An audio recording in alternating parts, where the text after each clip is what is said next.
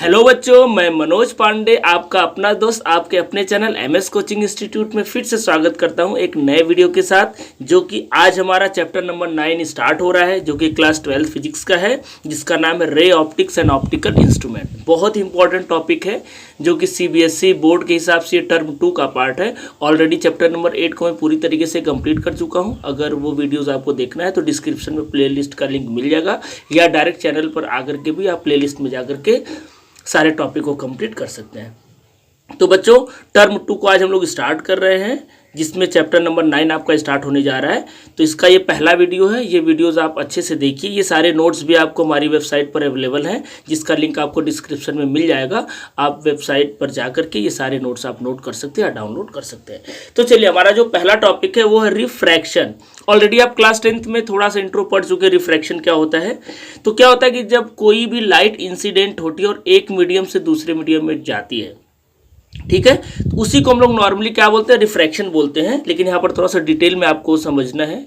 देखिए यहाँ पर क्या मैं लिखा हूँ, the bending of light when it passes from one medium to another of different optical density is called refraction. यानी जब एक मीडियम से दूसरे मीडियम में लाइट पास करती है, लेकिन दोनों का रिफ्रैक्टिव इंडेक्स अलग अलग होना चाहिए, यानी दोनों की ऑप्टिकल डेंसिटी क्या होनी चाहिए, अलग अलग होनी चाहिए। ऑप्टिकल डेंसिटी क्या, अभी मैं आगे डिस्कस करूंगा, आपको समझाऊंगा कि ऑप्टिकल डेंसिटी क्या है। अभी आपको रिफ्रैक्शन का डेफिनेशन समझना है। तो जब कोई भी लाइट एक मीडियम से दूसरे मीडियम में जाए और दोनों का ऑप्टिकल डेंसिटी अलग अलग हो, तो क्या होता है, उसी को हम लोग रिफ्रैक्शन बोलते हैं। आगे देखिए बच्चों, when a beam of light encounters another transparent medium, a part of light get reflected back into the first medium while the rest enter to the other। यानी देखिए ये डायग्राम है, डायग्राम से आपको समझ में आएगा।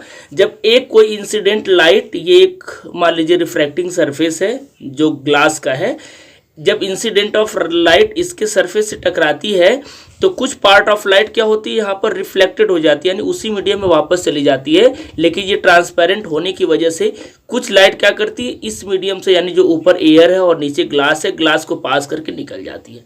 उसी बात को यहाँ पर लिखा हुआ है। अब देखिए बच्चों आगे, the direction of propagation of the obliquely incident ray of light that enters the other medium changes at the interface of the two medium. This phenomena is called refraction of light। यानी जब आपका ये light incident किया तो कुछ part of light तो क्या होता है, रिफ्लेक्ट हो जाता है, और जो पार्ट ऑफ लाइट यहाँ पर एंटर करता है एक मीडियम से दूसरी मीडियम में, ये जो आपका रे है, जिसको हम लोग लिखे यहाँ पर रिफ्रैक्टेड रे, यही जो फिनोमिना होता है कि एक मीडियम से दूसरे मीडियम में जो लाइट पास करता है, उसी को हम लोग रिफ्रैक्टेड रे बोलते हैं, या रिफ्रैक्टेड या रिफ्रैक्शन आप समझ सकते हो बोलते हैं।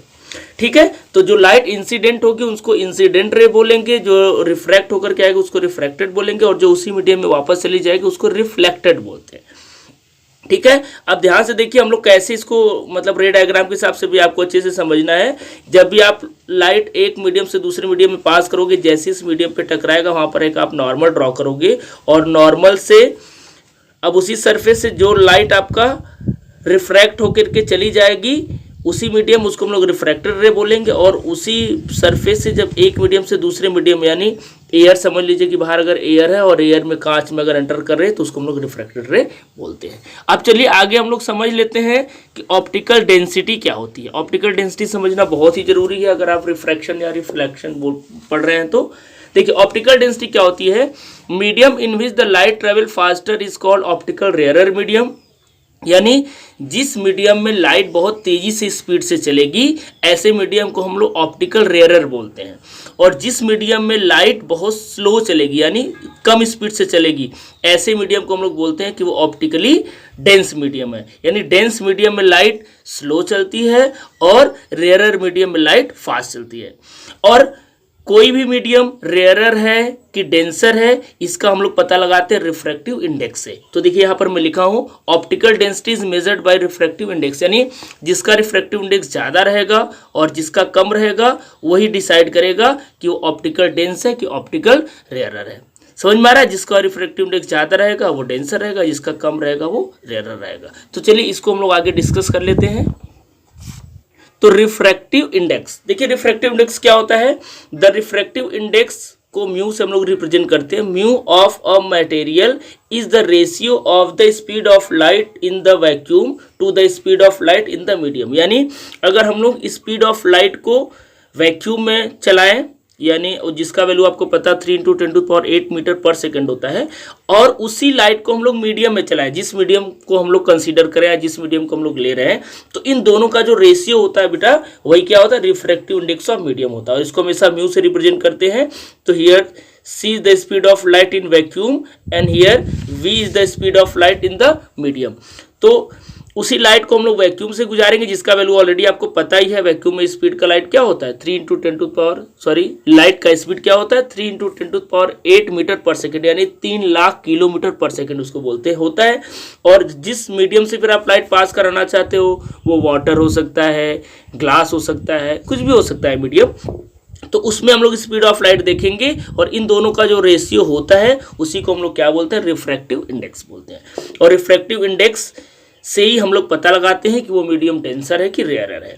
अब यहाँ पर देखिए मैं कुछ नोट्स करके लिखा हूँ जो बहुत इंपॉर्टेंट है। Optical density is entirely different from the mass density, यानी जो ऑप्टिकल डेंसिटी होता है ये मास डेंसिटी से बिल्कुल ही अलग होता है। ठीक है, वैसे आप डेंसिटी जानते हो, तो मास डेंसिटी से इंटायरली डिफरेंट होता है क्या, ऑप्टिकल डेंसिटी। सेकेंड बहुत इंपॉर्टेंट बात कि refractive index mu for air is 1, ये आपको याद रखना क्योंकि न्यूमेरिकल में बार बार यूज होगा कि एयर का रिफ्रैक्टिव इंडेक्स 1 होता है। ऐसा क्यों हम लोग बोल रहे हैं, क्योंकि देखिए रिफ्रैक्टिव इंडेक्स हम लोग कैसे पता लगाते हैं, speed of light in vacuum to the speed of light in medium. तो speed of light in vacuum c रहेगा, और अगर मीडियम हमने क्या ले लिया, एयर ही ले लिया, तो दोनों एयर हो जाएगा, तो C/C और C/C कैंसिल आउट हो कितना हो जाएगा, 1 हो जाएगा। तो इस तरीके से जो एयर का रिफ्रैक्टिव इंडेक्स होता है वो हमेशा ही 1 होता है, आपको याद रखना है, MCQ में भी ये पूछा जाता है। अब कुछ फिनोमिना है, छोटा छोटा टॉपिक, उसको हम लोग इसी में जो कवर कर लेते हैं कि बेंडिंग कब टुवर्ड द नॉर्मल होगी, कब अवे फ्रॉम द नॉर्मल होगी, और कब ये सीधा सीधा निकल जाएगी रे ऑफ लाइट। इसको थोड़ा सा हम लोग डिस्कस कर लेते हैं। तो चलिए आगे हम लोग बढ़ते हैं इसी टॉपिक में। तो बच्चों बेंडिंग ऑफ लाइट्स हम लोग पढ़ लेते हैं। देखिए बेंडिंग ऑफ लाइट्स समझना जरूरी है क्योंकि आगे हम लोग बहुत सारे क्वेश्चंस करने वाले हैं या डेरिवेशन करने वाले हैं जिसमें ये बहुत इंपॉर्टेंट है आपको समझना। If light travels from optical rarer medium to optical denser medium, then it bend toward the normal, that is I is greater than R। यानी जब एक कोई लाइट क्या होती है रेयरर मीडियम से, देखिए ऊपर का जो मीडियम है वो रेयरर है, ठीक है, और जो नीचे का मीडियम है वो डेंसर है। तो कोई लाइट अगर रेयरर से डेंसर में पास करेगी तो उस केस में क्या होता है कि जैसी लाइट एंटर करेगी, ये इंटरफेस है दो रेयरर और डेंसर के बीच का, यहाँ पर जैसे ही करेगी यहाँ पर आप नॉर्मल ड्रॉ करोगे तो जो रिफ्रैक्टेड लाइट रहेगी वो टुवर्ड द नॉर्मल यानी नॉर्मल की तरह झुक जाती है। समझ में आ रहा है। ऐसे अगर हम लोग देखें कि अगर डेंसर से रेयरर में लाइट आ रही है तो if a light travels from optical denser medium to optical rarer medium then light bends away from the normal. यानी जब लाइट डेंसर से रेयरर में आएगी तो देखिए ये जो लाइट है ये नॉर्मल से दूर की तरफ जा रही है जिसको बोलते हैं अवे फ्रॉम नॉर्मल, और वहां पर क्या हो रहा था, देखिए टुवर्ड द नॉर्मल था। तो आपको इस बात को याद रखना है कि डेंसर से रेयरर में अवे फ्रॉम नॉर्मल और रेयरर से डेंसर में टुवर्ड द नॉर्मल। ठीक है, इस बात को आपको याद रखना। इस तरीके से लाइट का बेंडिंग होता है, ऐसे हैपनिंग होता है। अब चलिए आगे हम लोग देखते हैं कि अगर नॉर्मल पे अगर हम लोग लाइट को इंसिडेंट करें तो क्या होगा। तो बच्चा पार्टी अगर हम लोग नॉर्मल में ही लाइट को इंसिडेंट करेंगे तो ये नॉर्मल के थ्रू ही चली जाएगी, ना तो अवे फ्रॉम नॉर्मल होगी ना तो टुवर्ड द नॉर्मल होगी। इस तरीके से नॉर्मल में अगर लाइट को इंसिडेंट करेंगे तो जो एंगल ऑफ इंसिडेंट होगा वो भी जीरो होगा क्योंकि दोनों लाइन पैरेलल हो गई ना, दो पैरेलल लाइन के बीच का एंगल जीरो होता है, तो एंगल ऑफ इंसिडेंट भी जीरो होगा और एंगल ऑफ रिफ्रैक्शन भी जीरो होगा।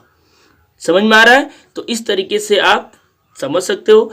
एक पॉइंट और कि अगर दोनों का ऑप्टिकल डेंसिटी सेम है, अभी तो हम लोग दोनों अलग अलग ले रहे थे ना, एक रेयरर ले रहे थे एक डेंसर ले रहे थे, अगर दोनों का ऑप्टिकल डेंसिटी सेम है यानी μ1 μ2 दोनों को अगर हम लोग म्यू ही मान लें तो जिस एंगल से इंसिडेंट होगा उसी एंगल से रिफ्रैक्शन होगा। ये चारों पॉइंट आपको याद रखना है क्योंकि अगर ये चारों पॉइंट आप याद नहीं रखोगे तो न्यूमेरिकल करने में बच्चों आपको प्रॉब्लम हो सकता है।